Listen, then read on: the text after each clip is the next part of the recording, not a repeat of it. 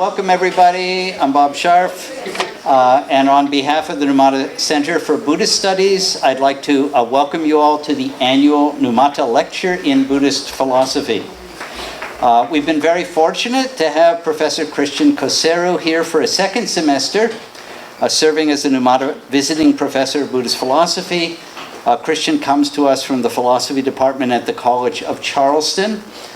Christian has remarkably wide-ranging interests in areas of philosophy of mind, phenomenology, cross-cultural philosophy, and he has been instrumental, both in his writing and in his service to the profession, in bringing Asian philosophy into conversation with modern Western thought. Now, Christian is quintessentially cosmopolitan. He grew up on the banks of the Blue Danube in Romania, and completed the equivalent of our BA and MA in philosophy at the University of Bucharest. As part of his education, he spent 4.5 years in India studying Sanskrit and Indian philosophy, and at that time he had affiliations with the Mahabodhi Society, the Asiatic Society of Calcutta, the Bhandarkar Oriental Research Institute, the De Nobili College in Pune, and the Central Institute of Higher Tibetan Studies in Sarnath. He eventually made his way to the Australian National University, where he completed his Ph.D., also spending time as a visiting scholar in Oxford, Cambridge, and Paris, among other places. He taught at the Australian National University and the University of Sydney before landing in Charleston in 2005. He's the author of Perceiving Reality, Consciousness, Intentionality, and Cognition in Buddhist Philosophy. He's the editor of 2 collections, Reasons and Empty Persons, Mind, Physics, and Morality. And just last year, Is Subjectless Consciousness Possible?, which was a special issue of the Journal of Consciousness Studies. And this is in addition to some 3 or 4 dozen articles and book chapters. He's remarkably productive. Now, Christian has contributed to the field of cross-cultural philosophy in other ways as well. Most notably in organizing 3 NEH Summer Institutes. The first took place in 2012 on the topic of self-knowledge in Eastern and Western philosophies. The second in 2016 on the topic Investigating Consciousness, Buddhist and Contemporary Philosophical Perspectives. And the third on self-knowledge for humans and artificial systems will take place this June in Berkeley, hosted by the Department of Philosophy with help from our Center for Buddhist Studies. Unfortunately, the application deadline closed. It was last week. Is that correct? Yeah. So these institutes bring together specialists and younger scholars alike, some 15 faculty and another 25 students. And having attended the first, I can say that it had a powerful and lasting impact on my own research. I would also note that these NEH grants are incredibly competitive, and the fact that he has been successful 3 times, particularly this last round when the NEH projects were being indiscriminately slashed, is testimony to his success in running these programs. So today he will talk on disputed ground, paradox, and ineffability at the limits of thought, in which he will fearlessly wade into a fraught debate about the place of contradiction and paradox in Buddhist philosophy. So join me in welcoming Christian.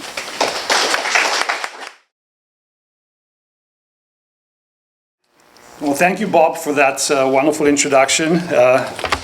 And again, thank you, the Center for Buddhist Studies here at Berkeley and the Numata Foundation, the Philosophy Department, which has been a wonderful host, providing me with an office here for the last academic year, well, actually for the whole last academic year and this academic year.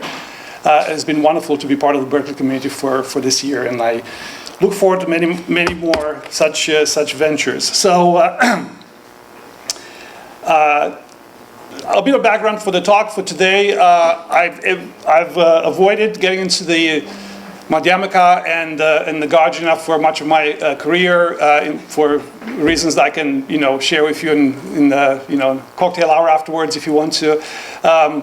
But one of my advisors, J. Garfield, who some of you may know and know quite well, is a staunch Madhyamaka-wala, or Madhyamaka defenders and a Nāgārjunian, and he retired last year. He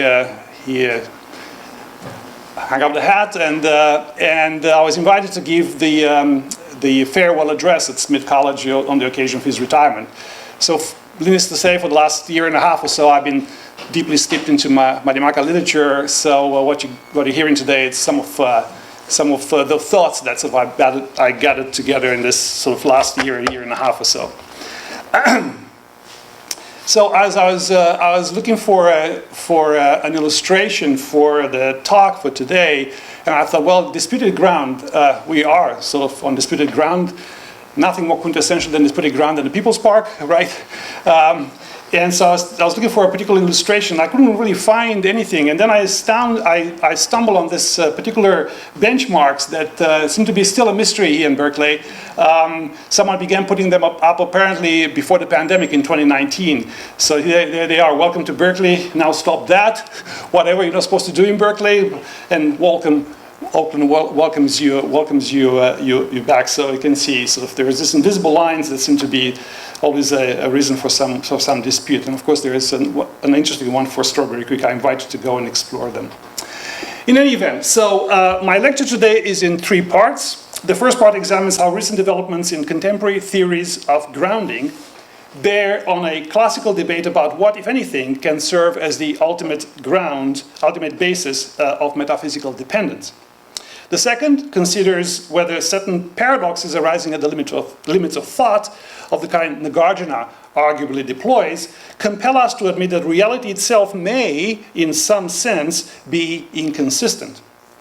And the third offers a constructive proposal, what I call structural trope realism, that extends the explanatory ambitions of Abhidharma metaphysics while acknowledging the critical force of Nāgārjuna's Madhyamaka project.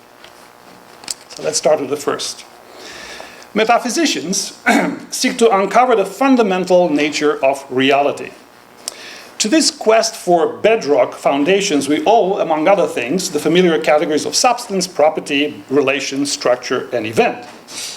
But the terrain of metaphysics is also marked by persistent disputes about what grounds what. As with many territorial disputes, the problem lies not only in the fact that the ground is contested, but also in the suspicion voiced by some participants in the debate that we're going to see today, that there may be no ultimate ground to lay claim to in the first place. Does grounding itself, that is, our attempt to explain some aspects of reality in terms of others, require a ground? Or must the search for an objective relation of dependence eventually give way to groundlessness? And if the latter, should we take this merely as a limit on explanation, or as evidence that the structure of reality is such as to resist the demand for ultimate foundations? I should add that grounding, which is a kind of metaphysical dependence relation, is often taken to underwrite metaphysical explanation. But the two should not be strictly identified.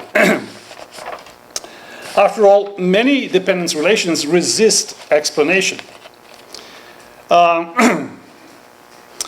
Whenever our beloved cat, BBFC, Sally is no longer with us, wanted to sit on my lap, always seemed to depend on whether I needed to get work done. But I eventually learned that this dependence relation was rather fragile, for it always disappeared when I actually really wanted lap time. So much for thinking of dependence relations, thinking that we always have good explanations for some of our dependence relations. In any event, my presentation today examines one particular striking case of such conceptual instability, Nāgārjuna's challenge to the very idea that reality admits of ultimate metaphysical grounding. The challenge has its roots in a historical debate within the Abhidharma metaphysics itself. But here I want to make the case that it also offers important philosophical lessons for contemporary metaphysics. The Abhidharma project provides a systematic ontology of fundamental constituents, dharmas, whose inherent natures account for their distinctive causal and explanatory roles. What distinguishes these constituents, or dharmas, is that they are independent of anything else. They're independent of parts, concepts, and even of each other. And because of their independence, there is also some debate about whether they can be subsumed under broader categories. Can such dharmas, for instance, as light, illumination, and discernment be subsumed under the broader category of understanding? Or are they just different modalities of understanding? Is the difference due to additional causal and conditional factors, or due to their intrinsic natures? Which of these constituents are primary, which are secondary and derived? In pursuing these questions, Abhidharma offers an early and highly sophisticated attempt to articulate precisely such relations of metaphysical dependence. So here are some typical definitions that you get. The intrinsic nature of a dharma is the intrinsic characteristics of a dharma. A dharma is that which bears its own characteristic. Ultimately, real means real by virtue of existing as an intrinsic characteristic. Now, in short, dharmas are phenomena that bear their own characteristic mark. Their characteristic mark just is their nature. So dharmas bear a striking resemblance to what contemporary metaphysicians call tropes. Particularized property instances individuated by their qualitative character. In a final part of the talk today, I will suggest that a structural trope ontology allows us to preserve the explanatory ambitions of Abhidharma metaphysics while avoiding commitment to their being intrinsic natures or essences. The thought is that once we abandoned the assumption that explanatory relations must terminate in intrinsically self-grounding entities, we can understand the fundamental constituents of reality as structurally individuated tropes. And there is some debates in Abhidharma metaphysics about where to put some of those dharmas. There is a category of dharmas called chitta viprayukta samskara dharmas, where conditioned forces dissociated from thought. There's some debate about exactly whether they are real to begin with and exactly how to categorize them. Problem is that they're neither material nor mental, and they're typically treated as factors explaining certain structural features, this is important, of experience and karmic continuity. So one of the examples here is prapti, or possession, the factor that connects dharma to the particular individual life stream. All right. So, for now, all we need to know is that Nāgārjuna's Madhyamaka project calls into question not merely a particular theory of causation, but a deeper Abhidharma assumption that metaphysical explanation presupposes the existence of such fundamental constituents. As he writes, for instance, he has one of the verses from his main work, the Foundations of the Middle Way. How could there ever be an intrinsic nature that is a product? For intrinsic nature is not adventitious, nor is it dependent on something else. In contemporary terms, his project may be read as a challenge to the intelligibility of grounding itself when the relata of grounding are taken to possess intrinsic natures. Now, grounding is something of a term of art in contemporary metaphysics. It is a particular kind of constitutive as opposed to merely causal or probabilistic explanation aimed primarily at structuring reality in terms of dependence relations that are taken to be fundamental. It finds articulations in questions of the in virtue of what kind, in virtue of what some particular phenomenon holds or is the case. In virtue of what, for instance, is an organism conscious, in virtue of what is something alive, or since the topic is on Buddhist philosophy here, in virtue of what, for instance, is enlightenment possible or even conceivable. Now, one of the distinctive things about ground is that it is both metaphysical and explanatory. Ground theorists, and there are several in this room, ground theorists are concerned both with what there is and with how some things hold in virtue of others. Promising, however, as this work may be, it is not without its own share of puzzles. Explaining how things are independent of our explanatory goals and interests is, after all, still an explanatory exercise sensitive to human goals and interests. I will have more to say about some of the principles that ground theorists, such as Kit Fine, Gideon Rosens, and others, Schaeffer, have articulated in pursuing this in virtue of what questions. For now, I simply want to draw attention to the fact that linking ground to metaphysical explanation by claiming that ground just is a kind of metaphysical explanation is known to give rise to certain so-called paradoxes puzzles of ground. And this is where grounding quite literally runs aground. Now, one way to pursue this in virtue of what questions is to sometimes reframe them as explanatory gap questions. When framed this way, right, the point is is still something concerned with deeply intractable problems concerning the mind-body problem relation, the origins of life, and indeed the possibility of enlightenment. And what makes this problems rather intractable, at least in part, is that we do not quite understand how events that seem to belong in two distinct domains, mental versus physical, right, living versus not living, or reality versus appearance, could stand in any kind of dependence relationship. In causal determination, specifically, the idea that what makes something the cause of an effect is the presence of some productive property or potentiality to bring about the effect is precisely what Nāgārjuna's emptiness thesis calls into question. Now, for those here in the room not already acquainted with it, emptiness is Nāgārjuna's own term of art for the idea that phenomena lack inherent natures and are instead a product of causes and conditions. To put it in more figurative terms, using the imagery of a very popular imagery of Indra's net found in the one of the sutras, the Avatamsaka Sutra, phenomena are like multifaceted jewels in an infinite cosmic net, where each jewel reflects all the others and in turn is being reflected by them. Now, of course, most scholars, however, take Nāgārjuna to lack a commitment to any grounding principles, despite the assumption that his defense of the causal principle of dependent arising grounds a relational ontology. There's a great deal more to say about what the emptiness thesis actually entails. Again, for now, all we need to know is that if it can be shown that being causally dependent and having an intrinsic nature are incompatible, metaphysical explanations of the sort that say some aspects of reality ground others will not stand.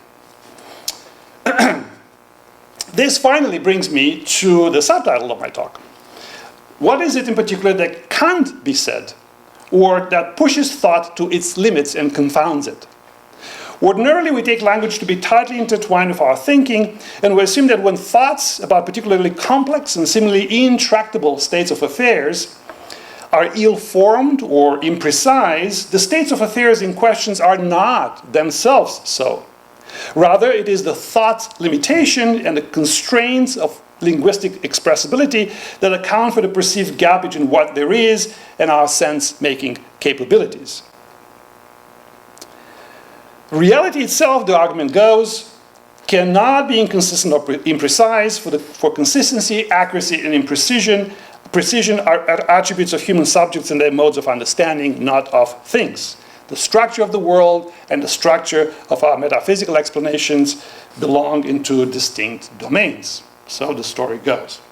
Now, metaphysicians are keenly aware of the difference and seek to clarify and bring some order to our thoughts so they can better articulate our conception of the world. But many wonder how metaphysicians could possibly accomplish this feat, given that the specific relation between mind and world, to use just one example, is itself a contested metaphysical issue.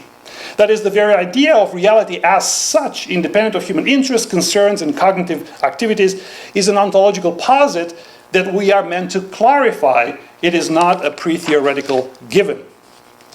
Contemporary metaphysicians are quite resourceful and have responded in various ways to this conundrum, from calls to naturalized metaphysics so that everything goes, to the diagnosis of many metaphysical debates as perhaps just mere verbal disputes, pushing for conceptual revision and conceptual engineering.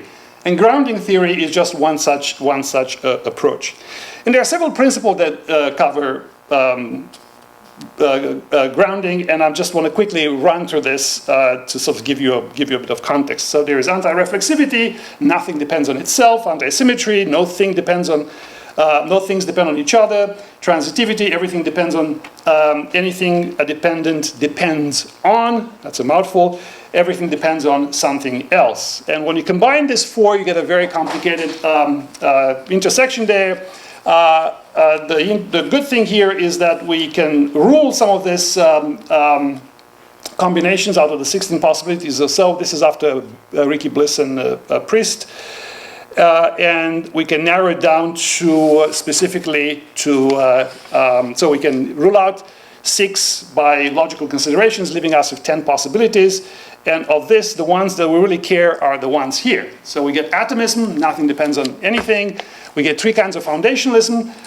Everything is or ultimately depends on a fundamental element. We get an F prime fundamentalist. Fundamental elements depend on themselves, and we get the fundamental element is unique. We also get infinitism and coherentism. Not gonna, if you want to ask more technical questions, you could do that in the Q&A. The point of the exercise is to basically try to see how is it that Abhidharma and Madhyamaka fit within this taxonomy of ground. So Bliss and Priest place Abhidharma squarely in the foundationist camp, and it thinks that it shares, obviously, the anti-reflexivity, anti-symmetry, and transitivity principles. So, for instance, that is because Abhidharma reductionists Abhidharma philosophers are mereological reductionists, and they hold that composite wholes, for instance, such as a car, depend on some or all of their parts Abhidharma philosophers are merely mereological, so they hold that composite wholes depend, right, on some or all of their parts.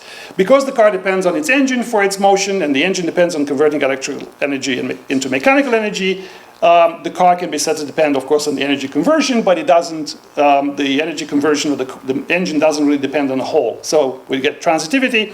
And since the car as a whole depends on its parts in ways that its parts do not depend on it as a whole, we also have asymmetry and, by extension, anti-reflexivity.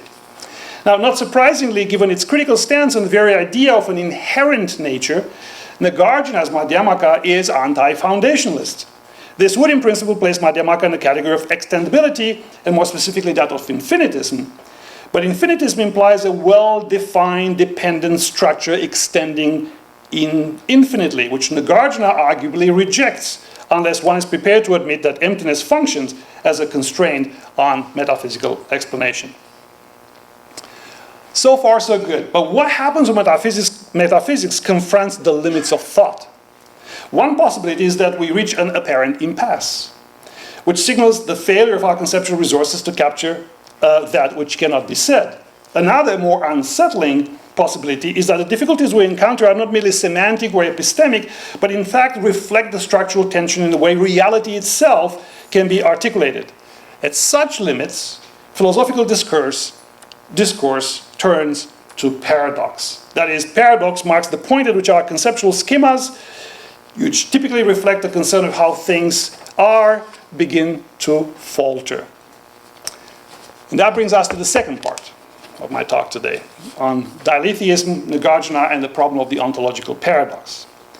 In his now classical book, Beyond the Limits of Thought, initially published as far back as 1995 and revised in 2002 after Garfield and Priest got together with J. Garfield and started learning about Buddhist philosophy.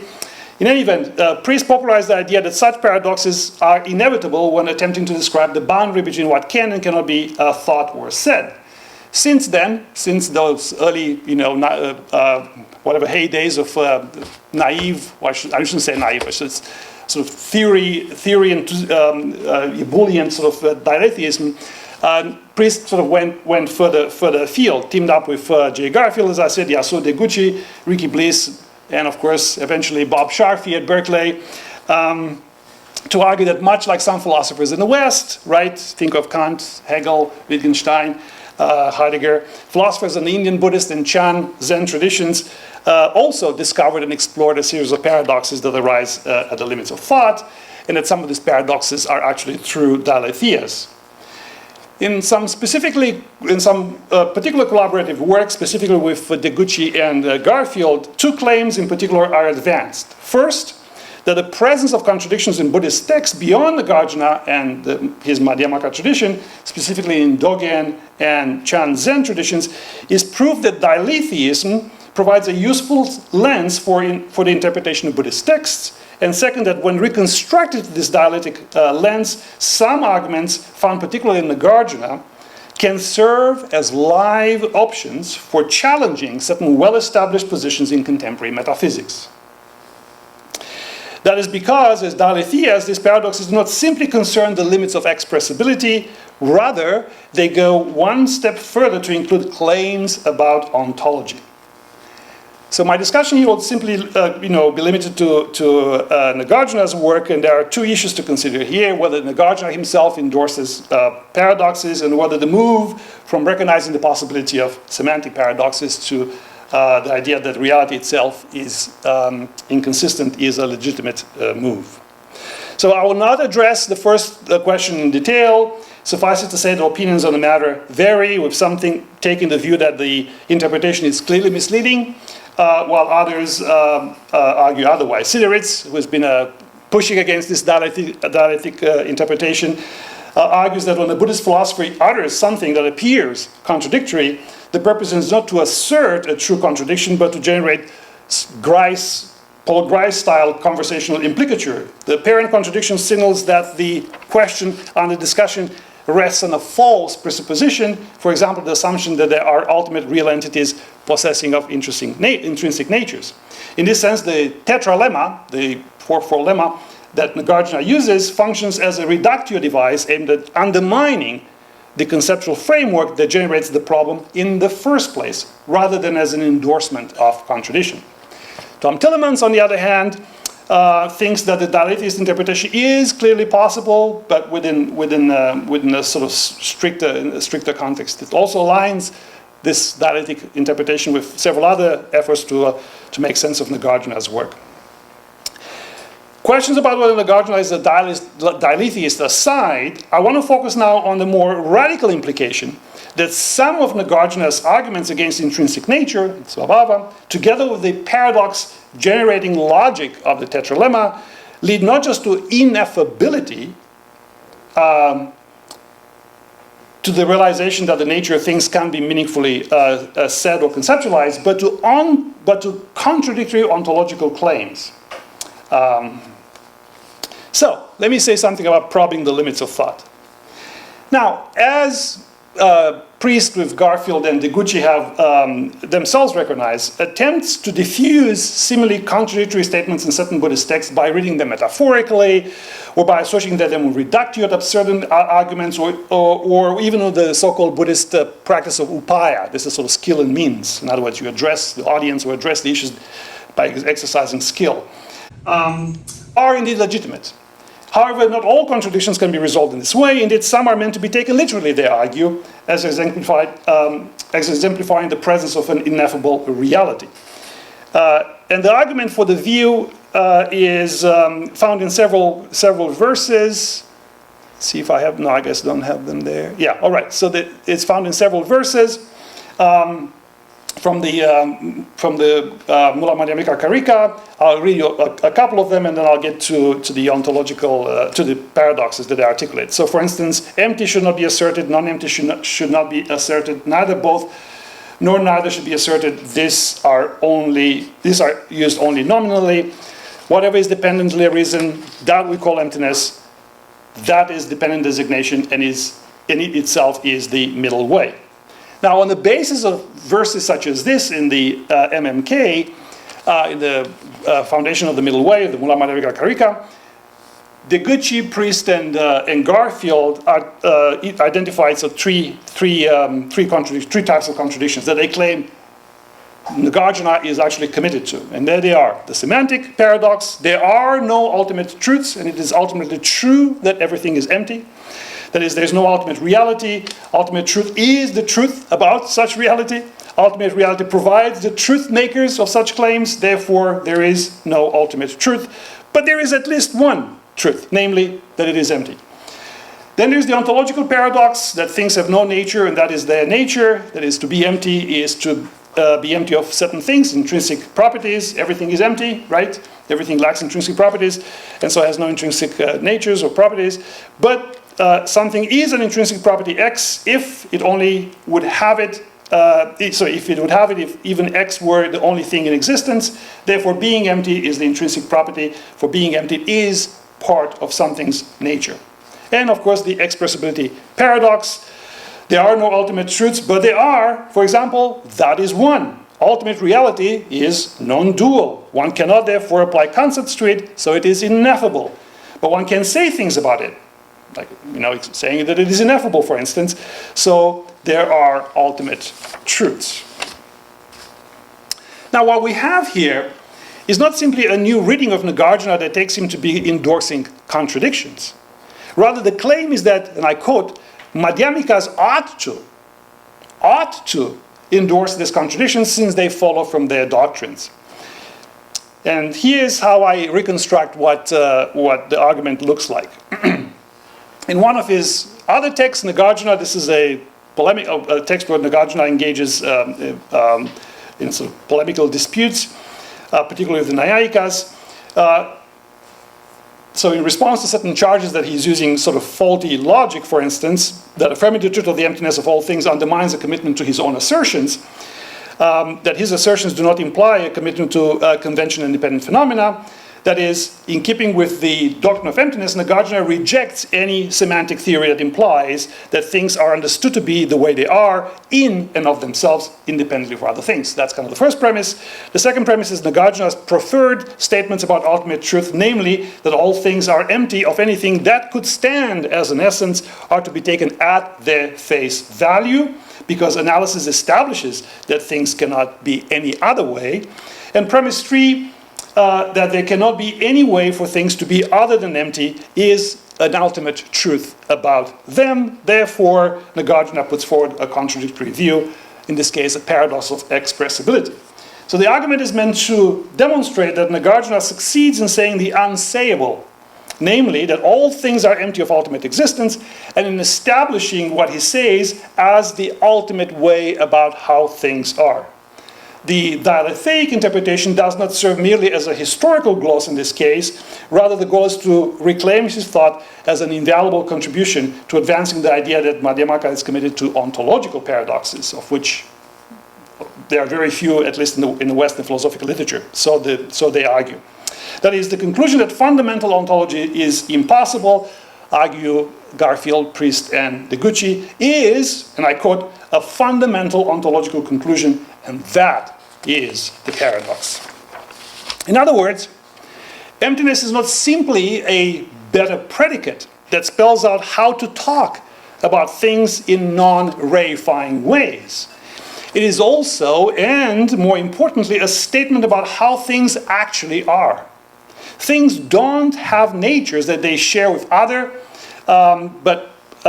they share with some, but not other things, let alone natures that they possess all on their own. Rather, emptiness is their own only nature, since emptiness is the nature of all things. So if the target of Nāgārjuna's emptiness thesis is fundamental ontology, the conclusion we're meant to arrive at is that such a project, in effect, is impossible. The ultimate goal of Madhyamaka dialectics is not merely to increase our tolerance for paradox, but to habituate us to the groundlessness of all things. All right. Now, Nāgārjuna does not use language in precisely the same way as, say, Epimenides does when he articulates, for instance, what has been known since ancient times as the liar's paradox, nor in the way that, say, Russell paradox gets framed. But some of his arguments involve claims that do turn reflexively upon themselves. And here are a couple of examples here. Emptiness is taught as the relinquishing of all views, but those who take emptiness itself as a view are said to be incurable. Not from itself, not from another, not from both, and not without a cause that does anything arise altogether. Anyway, the general idea is that the doctrine of emptiness amounts to a rejection of all philosophical views, but of course that includes the view that everything is empty, and of course that is the paradox. So if we take the second verse there, the first two lemmas assert the impossibility of arising from itself or from another in the first case. In the first case, arising would be meaningless, right, if the thing already exists, and in the second, it would be impossible if the thing is utterly different. The third lemma says that arising cannot happen from itself and another, because that would mean cause and effect are both identical and distinct at the same time. Lastly, the fourth lemma claims that arising cannot happen without any cause, because things do not arise out of nothing. And what makes the statement a contradiction is the conjunction of two seemingly undeniable claims, that things appear to arise and undergo change, and that all possible accounts of arising are incoherent at the same time, holding those two thoughts in your mind at the same time. So in principle, it is possible, and I concur with Priest and his colleagues, to interpret Nāgārjuna as deliberately using language in this paradox-prone way, so long as such uses serve some rhetorical, pragmatic, or perhaps even sociological purpose, as Tillemans has claimed. But here what I want to do is I want to raise an intelligibility objection to Dialetheism. Dialetheism, for those of you who are not familiar with, is the view that certain contradictions are not merely artifacts of language or thought, but are actually genuinely real. It is the question. Is Dialetheism so understood intelligible?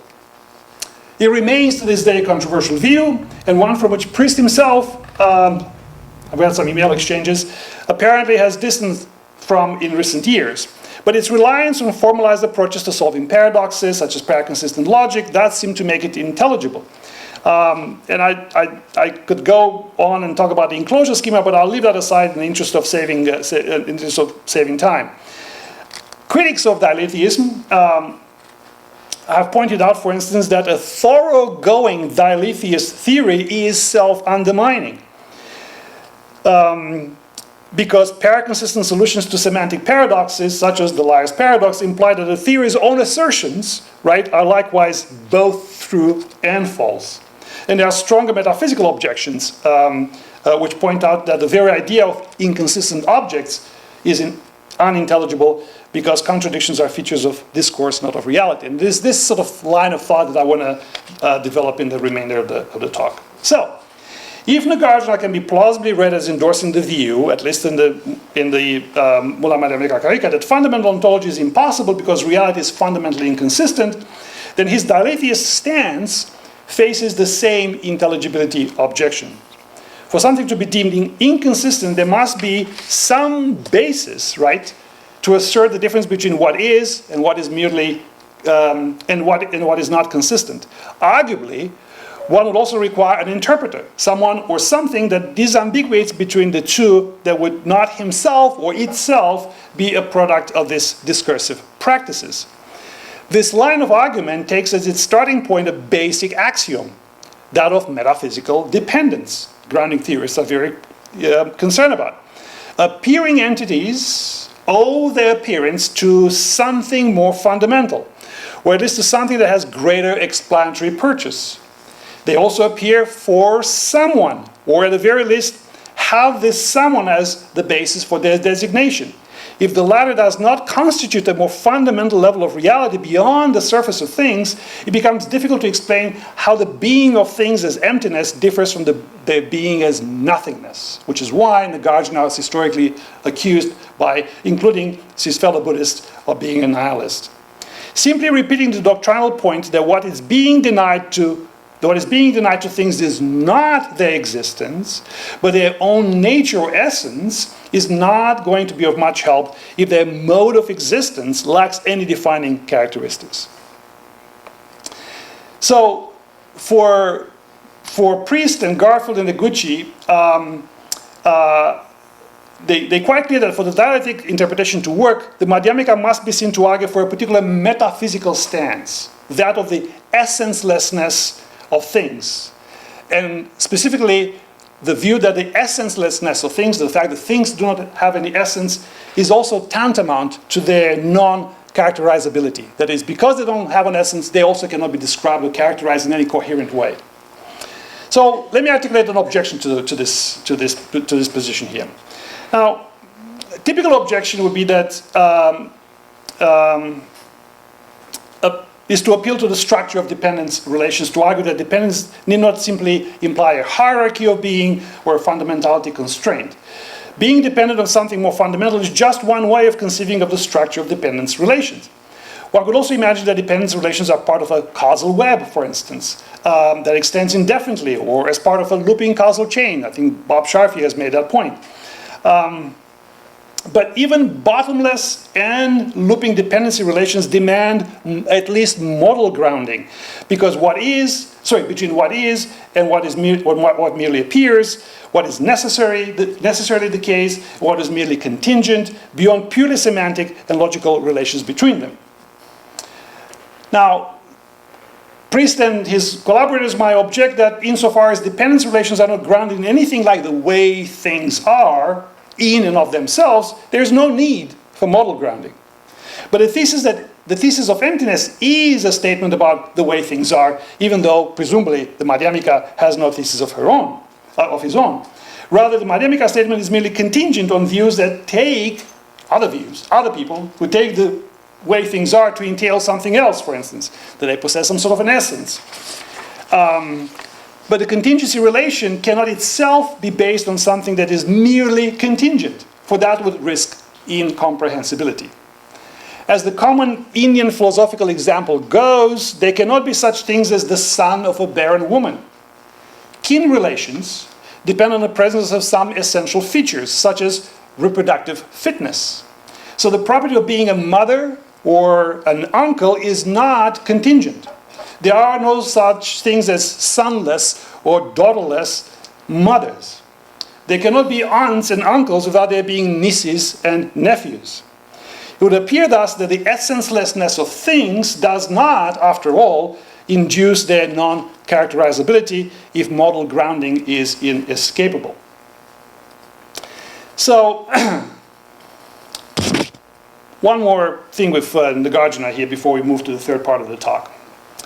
So consider his use of the tetralemma here in MMK 2211, where he asserts that what can and cannot be claimed from the standpoint of ultimate truth. So he's saying, it is empty is not to be said, nor it is non-empty, nor that it is both, nor that it is neither. Empty is said only for the sake of instruction. So, what is Nāgārjuna saying here? Is he saying that emptiness as a truth about how things are cannot be articulated? Is he articulating it by employing the conventions of language, hence as a conventional truth, but denying it from the standpoint of ultimate truth? Or is he simply denying that anything could be said that would in any way capture how things ultimately are? If we take the first option, which is what Garfield and Priest and Deguchi do, then saying that nothing could be said is still an assertion. So that, and I quote, we have thereby characterized the ultimate perspective, which, if we are correct in our characterization, cannot be done. On this interpretation, Nāgārjuna is clearly endorsing contradictions. In this case, the contradictions are, of course, semantic, but elsewhere, as we've shown, there seem to be examples that he suggests commitment to ontological contradictions. But 2 and 3 are also possible, and they lead to rather different conclusions. The second option would be a case of using the tetralemma to show the difficulties that arise when each of the 4 alternatives is asserted as a literal description of reality. On this interpretation, the tetralemma functions not as an endorsement of contradictions, but as a reductio device designed to expose the limitations of language and conceptualization when applied to the ultimate truth. So in this case, the use would be merely therapeutic rather than paradox embracing. The point is to basically help us free ourselves of certain presuppositions, certain views. The third option is mainly associated with skeptical readings of Madhyamaka and Nāgārjuna, which place him in a long alongside the Western Pyrrhonian tradition, with the caveat that his skeptical stance does not necessarily entail abandoning ordinary discourse and practice. Despite their differences between these 3 positions, all 3 interpretations share a common assumption. Namely, that if Nāgārjuna's critique succeeds, the prospects for systematic metaphysics are severely diminished. On the Dialetheist reading, metaphysical inquiry culminates in true contradictions. On the therapeutic reading, it dissolves into the recognition that the scope of analysis is the elimination of wrong views. And on the skeptical readings, it leads to the suspension of ultimate metaphysical claims altogether. But, and here I'm about to turn to the final part of the talk here, but this conclusion may be too quick. Nāgārjuna's arguments are directed against a very specific target, the assumption that explanatory relations obtain between entities possessing intrinsic natures, svabhava. What they undermine is not the possibility of metaphysical explanation as such, but the idea that such explanation must ultimately terminate in intrinsically self-governing entities. Once that assumption is abandoned, the door remains open to alternative proposals capable of preserving such explanatory accounts of metaphysical dependence without smuggling in svabhava, or inherent nature. So let me turn now to the final part of the talk. As I mentioned at the outset, one promising way to extend the Abhidharma project while remaining sensitive to this Madhyamaka critique is to reconceive dharmas in terms of a trope ontology. Now, Abhidharma philosophers typically understand dharmas as unique particulars whose intrinsic natures is identical with the distinctive features that mark them as what they are. The proposal that I want to advance here, at least sort of, open up as a possibility, is that we can make better sense of this claim by interpreting dharmas as particularized properties or tropes. More precisely, they should be understood as structurally individuated property particulars. And I call these views structural trope realism. The view that the fundamental constituents of reality resemble trope-like property particulars whose identity and explanatory role are constituted structurally rather than grounded in substances or essences. Structural trope realism, or STR for short, also addresses a problem that has emerged in contemporary discussions of metaphysical explanation. Many grounding-based metaphysical theories assume that reductions hold between independently individuated entities, that such entities serve as the ultimate ground of explanatory relations. But Nāgārjuna's emptiness thesis suggests that this assumption leads to explanatory circularity, and I think he's right. Causal or modal relations are supposed to explain the behavior of entities whose identity in turn presupposes those very relations. The proposal that I put forward here, the STR, structural trope realism, can solve this difficulty by reversing the explanatory order. Property particulars are not independently individuated relata that subsequently enter into relations, rather their identity just is, or is grounded in, the occurrence of a particular relational structure. In other words, relational structure is not derivative or of independently existing entities, rather entities individuated by their roles. Rather entities are individuated by the roles they occupy within these relational structures. So, trope theory, I would argue, is especially well suited for articulating this position because it allows us to distinguish between relational, and this is sort of the crucial point of the argument I'm making, to distinguish between relational and non-relational features without appealing to substances or essences.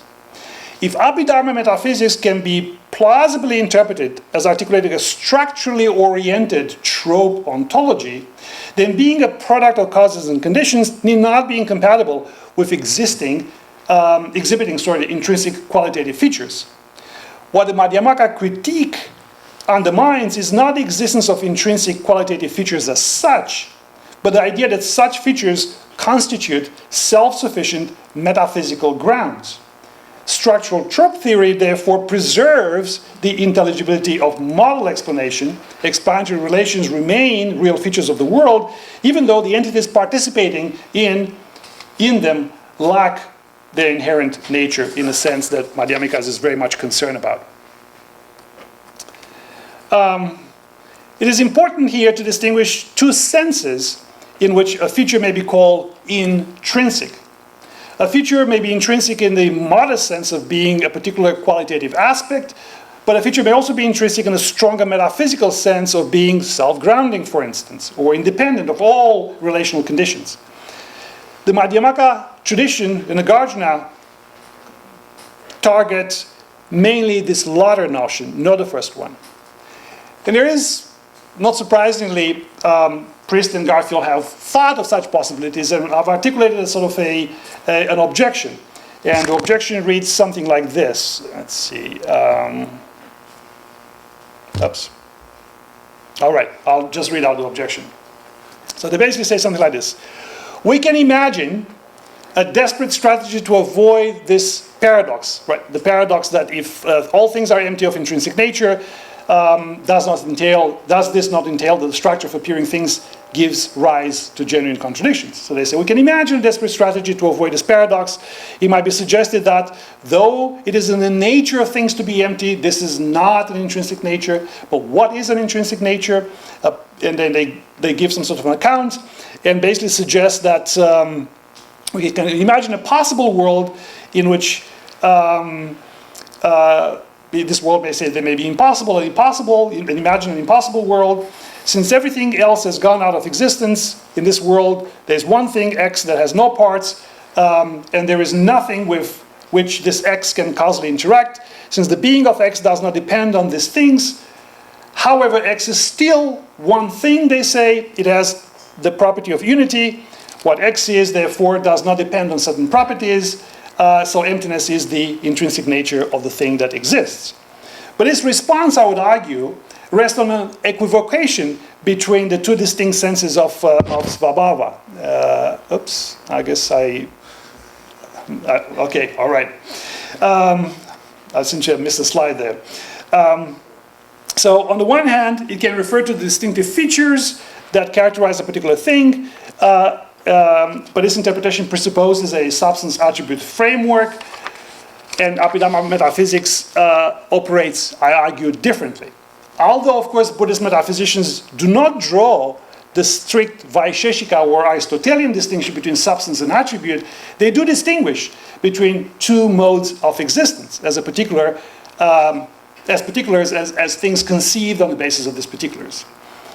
Now, the thought experiment that Garfield, Deguchi, and Priest invite us to entertain relies on an assumption that trope metaphysics does not share. They suppose that even if a single object existed in isolation, it would still depend on possessing the property of unity. But tropes, I argue, and trope theorists in general argue, do not possess their properties, not even as monadic units. They just are particularized properties. The redness, and here we are finally to my apple there, the redness, you might be wondering what's in store for us here. The redness of this apple is not something possessed as if by a substance, it is simply a particular instance of redness occasioned by the apple. Tropes, therefore, do not require additional properties or relations to account for their identity. Of course, there are two issues to consider here as well. Does trope theory offer a better account of the way things are? And is Abhidharma Buddhist, or are Abhidharma Buddhist metaphysicians trope theorists? Quickly, trope theorists disagree on many things, whether tropes should be understood as properties of objects, whether they are simple or complex, whether they resemble universals or are more like particulars. Irrespective of these differences, most, if not all, trope theorists agree that tropes, and I quote here Morin, occupy the sweet spot between universal realism and classical nominalism, which allows them to reap all the benefits of both those views without having to suffer any of the disadvantages. Basically, trope theory has the advantage of pleasing just about everyone. So if you want to please everybody, you just become a trope theorist. Among the benefits of a trope theoretic perspective is the possibility of distinguishing between existing non-relationally, and this is the point I'm trying to make here, and existing relationally in ways that do not appeal to substances or essences. So again, to my apple. That something is roundish, golden yellow with tinges of red, and offers a honey sweet taste, this ambrosia apple, captures the non-relational particularities of the shape, color, and taste tropes. That something is that something is the last item in my fruit bowl or plastic wrapped, where it's depicted by a famous Belgian surrealist painter as hiding a man's face, captures a range of relational tropes. Even though the apple's honey sweet taste may be a product of the cultivation and climatic conditions that occasion its full ripeness, its flavor is intrinsic to it in the way that its aesthetic symbolism and its being plastic wrapped are not. One might object that the flavor is, after all, an experiential property occasioned by the interaction between a gustatory system and an object of certain fructose, sucrose, or glucose content, and there they are. Hence, it is a relational rather than an intrinsic property. But what instantiates the flavor profile is the apple's fructose, sucrose, and glucose content. Under similar experiential conditions, an apple with a different sugar profile will instantiate an altogether different taste trope.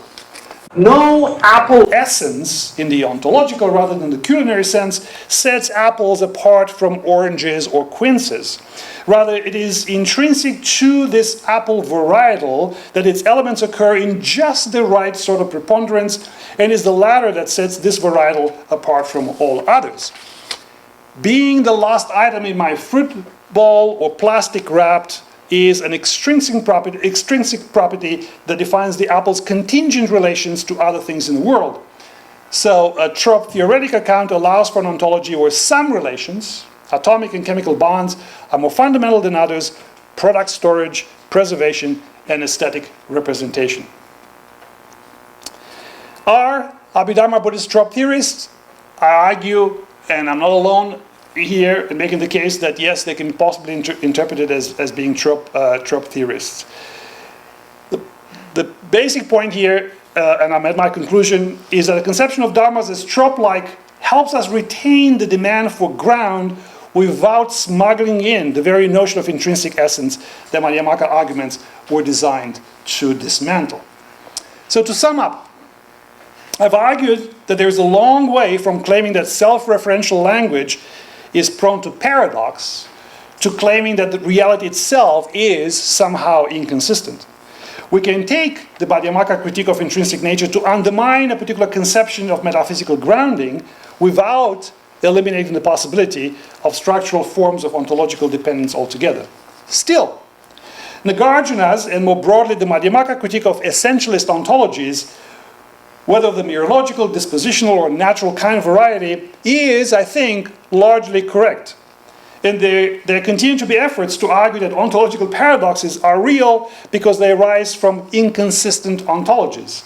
Most recently, Filippo Cassati and Aoya Fujikawa have argued that philosophers of the Kyoto school, like Kitaro Nishida and Keiji Nishitani, put forward a version of metaphysical dependence that endorses inconsistent foundationalism. Basically, Nishida's logic of place, they argue, is taken to support the idea that as a foundational element, absolute nothingness does not depend on anything else, but depends on itself.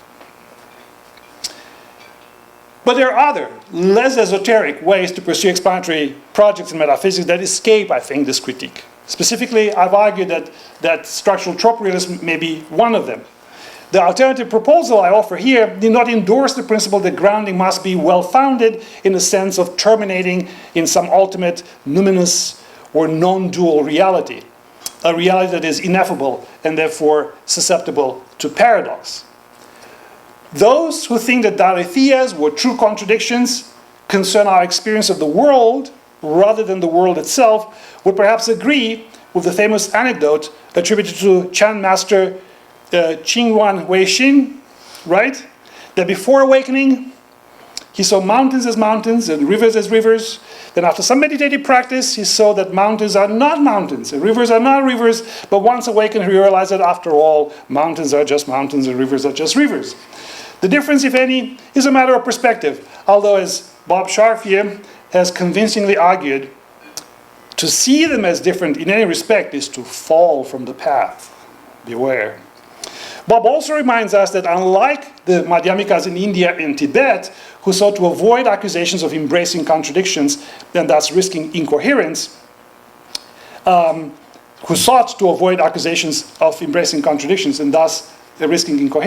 Chinese Buddhists not only recognized the presence of limits of thought paradoxes in Nāgārjuna, but run with them. On the reading I propose here, Nāgārjuna's Madhyamaka project is primarily critical in scope. It exposes the instability of all metaphysical attempts to carve nature at its joints in ways that presuppose the existence of intrinsically grounded entities. This much is clear. The broader implication, however, as I see it, is that the failure of certain traditional ontologies, the failure of certain traditional ontological models does not entail the impossibility of fundamental ontology. Rather, what Nāgārjuna undermines is a particular conception of fundamentality, one that equates explanatory priority with the existence of intrinsic condition-independent entities. But if you can conceive of fundamental ontology instead as a project of individuating structural relations that organize the web of dependence among phenomena, then it remains both coherent and philosophically fruitful. Seen in this light, the dispute about grounding is less about whether reality has foundations and more about what should count as a foundation. Sure, the demand for explanatory foundations may, on occasion, generate paradox and conceptual instability. But it does not mean that the world itself must, therefore, be inconsistent. For if there is no hard ground to stand on, there equally is no firm ground from which to fall. Thank you.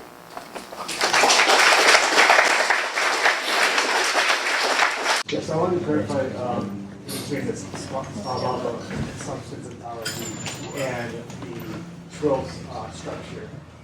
Is this basically saying that what distinguishes the two? Is that structure is more that things can, through a process, structurally become or act in a certain way, and that's what gives it this property, rather than it being an intrinsic thing that exists already. We think of particulars as having inherent natures, as being svabhavas, obviously because we are concerned with what is real, what exists. We're trying to map up the physical and phenomenal domains.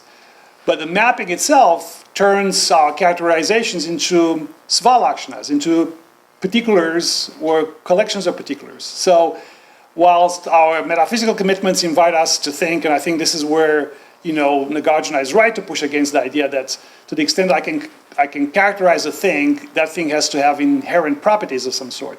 I think that's a legitimate critique. But whether that entails that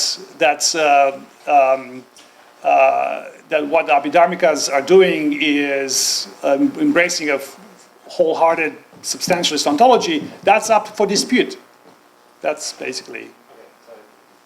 Yeah, thank you so much. So tropes are individuated by their roles in structures.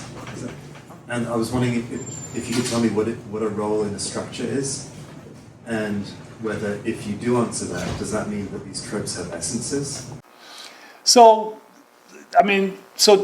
tropes can both enter into a relationship, so they can be structured by virtue of occupying a certain position in the relationship. Now you might say, well, is the structure itself, in other words, insofar as tropes can aggregate and form collections, does that mean that they do that in virtue of something intrinsic to the tropes themselves?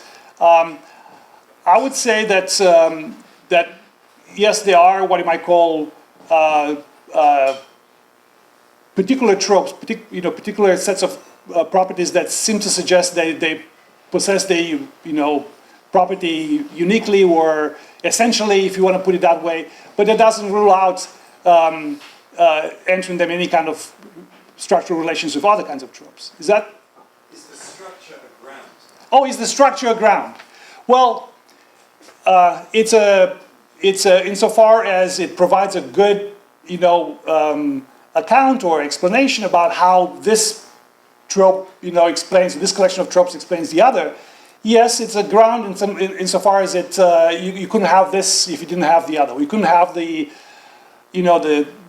sweet taste without certain kinds of, conditions that made it possible occurring at the right sort of time with the right sort of conditions. So there are dependence relations there that suggest that I couldn't really have that taste profile if it wasn't for a certain kind of configuration in place. Now, is that configuration fundamental? Is that what you're asking? That's a way of hearing what you were saying sometimes, but I take it that's not what you were after. No, yeah, that's not what I'm after, yes. So what is? What I'm after is whether we can retain some sort of account of dependence relations that are not grounded in intrinsic natures or properties. That's what I'm after. Now, that might just not be possible in the end, right? Maybe the Madhyamaka critique does go beyond that, or does sort of, undermine that project. But I want to say that, there must be some ways in which dependence relations are some dependence relations are more fundamental than others. They don't just depend on our whatever practices, our conceptual practices. That's basically the point. Can I just for clarification? Sure. Because there's something that I'm not getting that I have a feeling some other people are not getting as well. So Nāgārjuna is going to say that the distinction between a property holder and a property, that in and of itself is unintelligible. That's Right. one of his approaches. So you say, it sounds like you're saying, you're a naive person like myself, that, well, we can fix it with a trope, and a trope is a property that has no property bearer. Right. And presto, we've solved the problem. So if that's what it is, it sounds more like you've simply located the problem and then come up with a by fiat kind of solution to it. In other words, it's not clear that the property itself is going to escape what I saw. I thought you were getting at here, that it escapes the fundamental problem of being a particular that you now have to be able to figure out how it relates to other particulars. By using the term structural, Right. that seems to be getting at it, but then I'm lost because it's not a quality anymore. It exists, it's a relation without relata. If you want relata, there's relata there, they're the qualities. Well, so there's relations there, and the relations are, so in other words, what I'm trying to say here is that the relata are derived from the structures, from the relations, rather than the other way around. So you start, one position is to start with the relata and say, well, there are these particulars, right, and they're in here and certain things, whatever those things are, whatever, and then we have to figure out how is it that this unique particulars now enter into relationships. And I think a lot of problems arise, as far as Nāgārjuna is concerned, is that you can't do that. You can't do that. But if you start the other way, say we're deriving unique particulars from relations, from structures that we observe, then you can say, well, at least I can say, I can bracket any kind of assumptions about what a particular may be like, and kind of sort of try to map out the relational structures. So then it does sound like the structure becomes a gram. Am I just missing it? no, you're not missing. No, you're not missing it. Yeah, Alex. I think what you're presenting makes a lot of sense to me. But isn't that exactly what the Abhidharmikas always have said, that there are only dharmas, only qualities, tropes? It makes a lot of sense to me. Another small question. So I'm glad that you're reading Nāgārjuna without introducing Dialetheism. I've always wondered, thinking about the Prasanapada, the whole tradition, all the argumentations are basically grounded in reductio ad absurdum.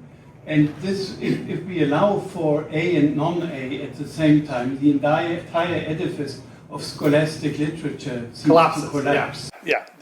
And this case has been made, at length by people like Sideritz and Tillemans and others, that it just doesn't the Dialetheist reading doesn't really go. Just to comment on Alex, if in fact Abhidharma, the correct reading is as trope theory, then Nāgārjuna is misreading Abhidharma. Well, so you could say that Nāgārjuna is misreading Abhidharma. Yes, you can definitely make that case. Yeah. Thank you, my first question. I stand up because I can be more audible. The trope-like property particular sounds somewhat like qualia. So, the Frank Jacksonian kind of stuff about qualia that they read is really not a property of the apple, but it's of my perception. The qualia is actually here somewhere going on.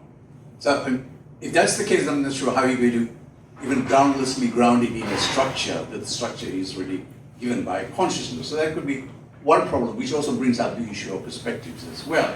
Now, you get into quantum physics and high theoretical physics and so forth, because there are particulars, sure. Spin, charge, of an electron, but yes. it keeps going, it's sort of bottomless. Right? Basically, yes, I mean, yes. elephants all the way down. Or Turtles, whatever. Turtles all the way down. So nothing to stand on. I mean, I'm sympathetic to substanceless property, but and I'm not looking for grounding of that in a metaphysics like Brahman and so forth, but in its own, its own self-grounding, which you tend to find in structure, but that sounds more like a kind of a semantic proposition than an ontological one, if I understood that as well. And then you get all these sort of issues of uncertainty, Heisenbergian and stuff. Is there really any way that we can even be talking about this without our observations impacting on what we are observing, right? So the observer, no property actually stands ever on its own. It keeps going now, waves, and there's no particles any longer. Even the photons, the light is no longer a particle, it's some kind of a wave, and so on. So it becomes very, very difficult to talk about this. The last point is consistency and inconsistency. Now that also depends on the frame that we have, the epistemic frame that we can. So can I just ask, so when you say consistency and inconsistency, Purushottam, you refer to the idea that the reality itself is inconsistent? I'm not suggesting that. I'm saying that our discourse, our claims about consistency and our observation or our even our discourse of inconsistency is going to depend on some frame that we have, a logical frame, a Russellian frame, or whatever. Where is this frame coming from of trying to, trying to solve the problem of inconsistency by some assertion of consistency? Well, I mean, that's what, Priest had claimed at times, and that's what some people claim. I mean, some of these Kyoto school people, they claim just that look, reality may well be fundamentally inconsistent, or at least in some respects, not in all respects, but in some respects. And so these are not issues to be resolved, but issues to be, in other words, we can sort of reject the logic of the paraconsistent way to make sense of inconsistencies, because that's how reality is fundamentally. There are these sort of inconsistent foundations of, or rather inconsistently foundational ontologies. And so they would want to say things like that. No, I think that's sort of, it's a way out there view. I mean, I think it's a, hyper esoteric position, but some people have, think that it's a consistent position to take. Within the framework of a, Dialetheism and a paraconsistent logical account. Yeah. About your frame. Oh, my frame. Yes. About what do I? About the consistency part that you think is missing in the claims that people are making about inconsistency. Well, I think that should be obvious. I have realist sensibilities, right? For a variety of reasons, right? I do think we make progress. I do think that some of our observations get better and some of our explanations get better. I think there is a great deal we can learn from just theory revision, improving our concepts.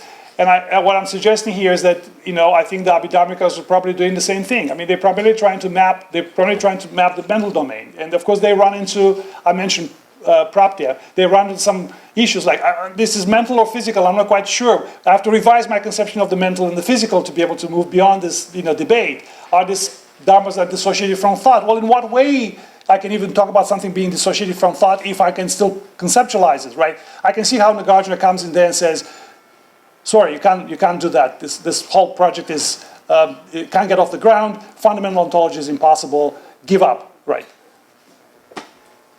Hi, Christian. Hey, Alva. Just a very kind of silly, low-level question, because I want to be sure I understand the kind of idea you were working with.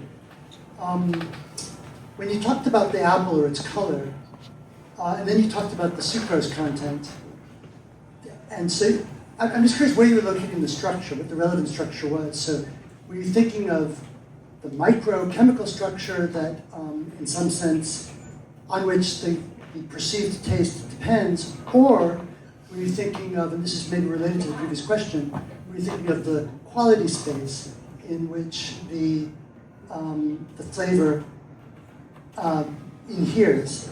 So you might think that this distinctive taste of the apple here and now, this particular taste of the apple, has a character which implicates the presence of a surrounding structure. It could be a little sourer, or a little bitterer, or a little, maybe however many dimensions of variation you allow in your taste structure.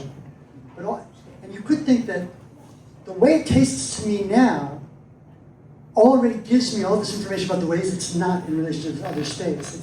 It's in I taste it, but the particular thing is in relationship to this background structure.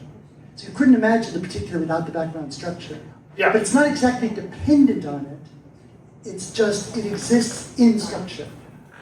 Yeah, I see the worry. And you're right. I mean, it's never the particular taste, the way it tastes now in this particular way is, in some sense, you could say, perhaps, contingent on how it tasted at a different time, or at a different time of the day, or a different, apple that looked the same, but, maybe wasn't as ripe, and so on and so forth. So it's always part of a wider, set of relations that, in some sense, function as background assumptions for why this particular taste is the way it is. That's what you're concerned. I want to say that, yes, that's true, but that's because of certain kind of, there's a relational structure there that gives me this taste profile, that it's not merely due to, I would say it's different from other kinds of particular qualities. They may seem to be merely contingent or arbitrary. The example of the difference between the actual taste and the various other uses that we can put a particular apple or a particular kind of color to. Maybe just to follow up, a structure presupposes elements that stand in a relation. And I guess my question was, where were you locating the structure? Well, I mean, at the sub level? Sure. Think of a mathematical structure. Where are mathematical structures located? I mean, they're located in a space of some sort of coordinates, but I mean, is that location dependent on, are the mathematical coordinates dependent on, I mean, the elements seem to be posited or part of the structure themselves. Isn't that the case? That's why I was thrown off by your reference to the glucose and the sucrose, because that seems to be a structure at a different, that seems to be outside the space. I see what you're saying, that it's outside the space, the phenomenal space. Right, yeah. Yeah, and that's a worry. I agree, that is a worry. If there's no more questions, thank you, Christian, for an extremely interesting